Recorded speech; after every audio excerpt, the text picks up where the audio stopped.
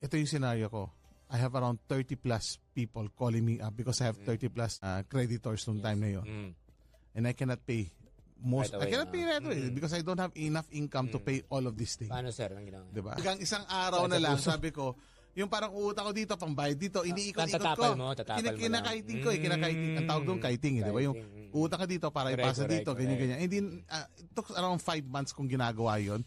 Hanggang sabi ko, hindi, lalong bumaunaw sa utang, lalong hindi ko na kaya, hindi ko mabawi. Yes, sir. No? 5-6 years na, wala pa sa kalahati yung binabayad ko.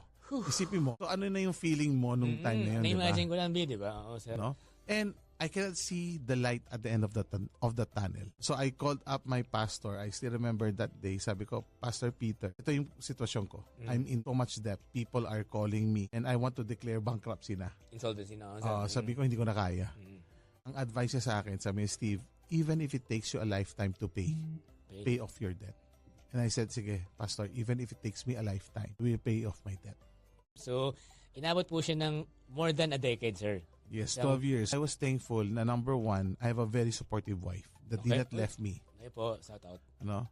Hi, honey. Hi, Ayan.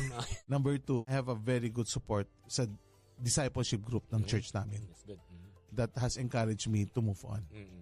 And I like to share this Bible verse. Okay lang ba mag-share? Yeah, of course. Sa, nakasulat sa Biblia, sa Romans chapter 5, verse 3 to 5, rejoice in your suffering. Uy. Because suffering produces perseverance. Perseverance produces character.